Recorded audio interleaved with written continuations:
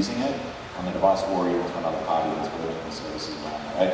It's one of those things that's sort of like, you know, how precise can we get? How far can we push it? And every year it's like, okay, how much further can we get? Is the government mandating higher and higher levels of accuracy for E911, or do you kind of arrive? You know, you can always do better, right? I think that's one of those things that's sort of like, you can always do better. There's an expectation that we'll get better. But, you know, I'm giving a good example. I mean, one of the challenges that, and people are working on this is, you know, yeah, we've got the XY, but how do I get the Z coordinate? And how do I get optimum location within a multi-tenanted building?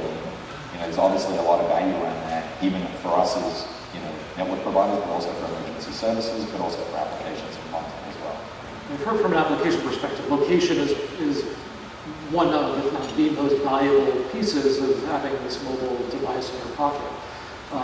But it's, you know, it's not reached any level of real sophistication yet. So we invest a lot in the advertising space. Mobile advertising is a key area of focus for us. We're invested in a company called XAD, which their whole concept is how do you make sure that the location data that you're receiving to serve up ads is clean.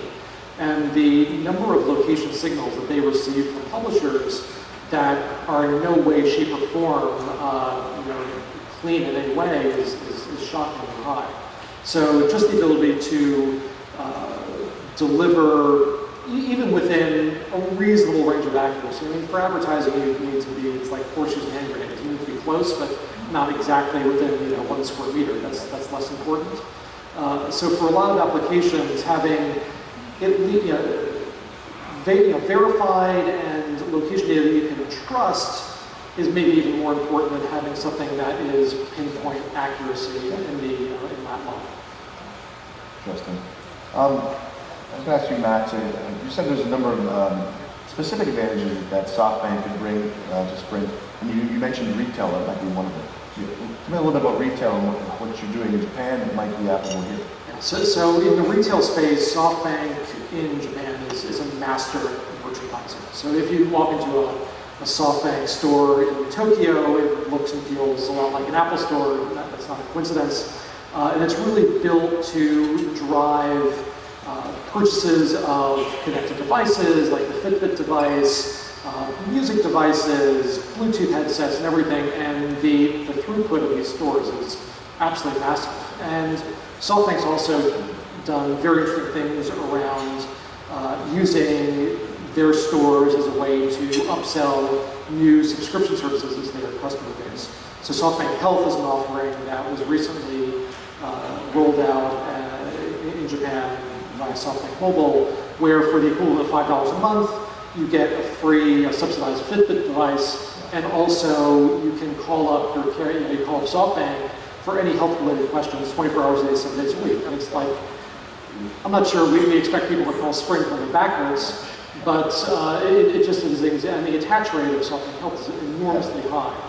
So it's these, you know, these areas where they can, SoftBank is very good at thinking outside the box. Is it about location, like maybe they're picking cool locations, or is it about the way they set and design this retail store, or what's drawing people in there? Well, it's just a nice environment. You know, it's like you know, why do people like Apple stores? And why is an Apple store drive, you know, such a high you know, revenue per square foot? It's, you know, if you walk into, you know, your run-of-the-mill, I live in New York, so your run-of-the-mill cell phone store in New York, I mean, you can't get out of it fast enough. It's like, you know, it's like a bail bonds, you know. So, you know, it's a real category difference for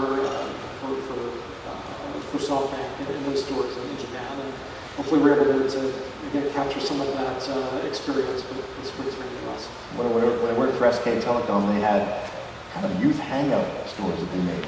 So they had this was 2001, but sub-segmented into brands, and they had a store retail location that was branded for the youth to come in, do their homework, play with the phones and the next generation phones. It was really weird to go in there and see how busy it was, and people would hang it up, and they figured it was worth the investment, developing long-term investments and loyalty.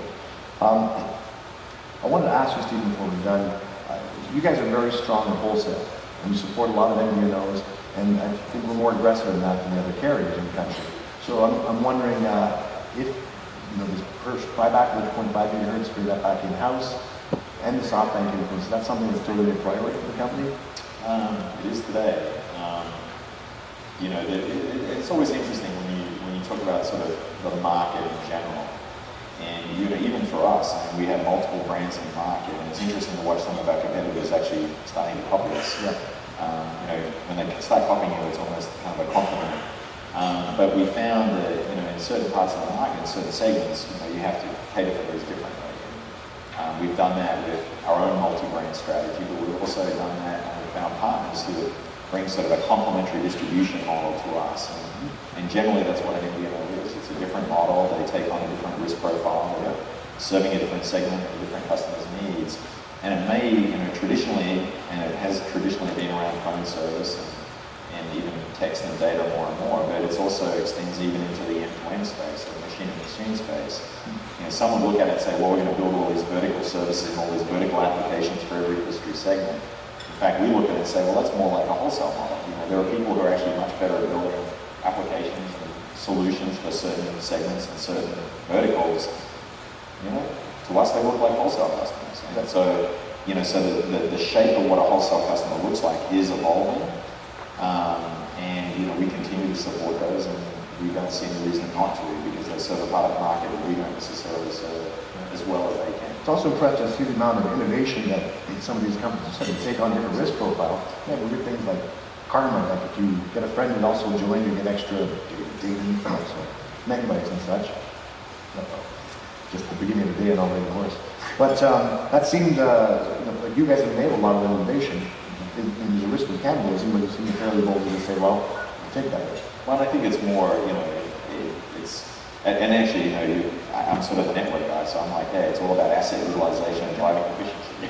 So, you know, if somebody can bring, you know, that efficiency and drive down the unit cost, and that's how you've got to look at it almost, in terms of, you know, there may be a segment of the market, there may be some ideas out there that somebody can go launch a business that helps actually improve our asset utilization, improves our return on invested capital. That's good. There are some things that we want to do and that we will manage as a retail business. There are others that we'll find a way to partner with those companies. And I think, you know, a lot of people talk about partnership, but it's when you actually put the runs on the board and you show people, you know, this is how you partner. And there's different models. And that's probably where the wholesale model is one way to do it. Yeah. And there are others that are co-marketing, co-branding, co-selling. I mean, there's different ways in there as well. So I think, you know, we try to be as flexible as we can to find a situation where everybody wins. And perhaps one point I'll make there is everybody, you know, I like to think of a value chain. And there isn't one company that can deliver everything from end to end in this industry. It just doesn't happen. Nobody is fully vertically integrated from the handset all the way through the application. Those days are gone. There are a couple of companies who still think that way, but they just don't. The reality is not the case. Yeah. And so when you look at that value chain, there are so many participants in there. The chain only holds together if everybody along that chain is making a return on investment. Right. It's only as strong as that weakest link. And so when you look at that, it's got to be, okay, how do I facilitate those and make sure that there's an even distribution or appropriate distribution of that investment? And if it does, it works. And that's what we like to do. We try to experiment. So let's get to tactical. Should a Silicon Valley company want to work with your partner with Sprint in some way? You pointed out the local office and local staff. What are the mechanisms you have in place? You have an office in San Carlos. What are the tools you have for it? Yeah, so the San Carlos office is a SoftBank office. We have offices in San Mateo, San Jose, Burlingame. We have a lab and a facility there. And so there's probably two ways to work with us. One is with Christina and with Panelist. I think a number of you know both of those folks on the team. We have a process internally that we work through in terms of getting people in front of people and trying to vet that. I'll say that it never moves as fast as we would like it to go. You know, there's always a challenge getting stuff through the process. I think that's sort of from a Sprint perspective. We're very close and partner with SoftBank Capital, which also acts as another input to us. We also work with a handful of other VC firms as well who help us screen, and Matt talked about this VC advisory board that we have. We work with them very closely as well. So I think it's really, my advice would be sort of through Christina and Annalise here in our local office, but also through Matt and the SoftBank Capital team, is, you know, they're very good partners and they work with us, and they're often bringing us opportunities. People don't necessarily look at us and go, oh, I want to take this way. So there's probably two ways. That's right. One of our real focus areas and why we're spending so much time with the Sprint team is really to understand deeply the needs, the priorities, but also the future plans of where Sprint is going. So, we can act and say, what you're doing is interesting, but you should come back in 6 months, or come back in a year, or we should move really quickly here based on our knowledge of what these guys are doing. And that's really one of our core functions now is SoftBank Capital is really serving Sprint and finding opportunities to make their money better. To wrap up, let me tee you up, Stephen. So first, the bad news: 2 other carriers haven't leaving the market, which is refinance. Some guys, they have some advertising. Some of the phone companies. So you guys are running the 3rd place. You've refinanced. You've got some spectrum availability.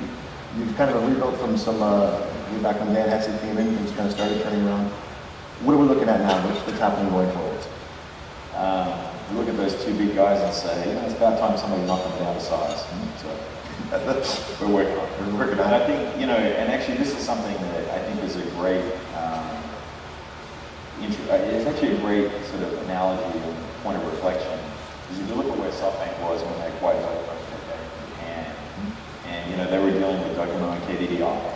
And it's interesting when you look at the parallels between what was going on in Japan in that marketplace when SoftBank acquired that asset. And there's a remarkable similarity to where we find ourselves. And in fact, I think Sprint's in a better position than what Vodafone was at the time. SoftBank acquired it. But frankly, you've got 2 guys out there who are making monopoly rents in terms of return on capital. And there's clearly money to be made in this industry, and these 2 guys are sucking the lifeblood out of the industry. So I'm sure I'm going to be quoted on that. It's time for somebody to take them on and bring it on. Well, I'm all for competition, so I love it. Thanks a lot, gentlemen, and thanks for speaking with us today. Thank you.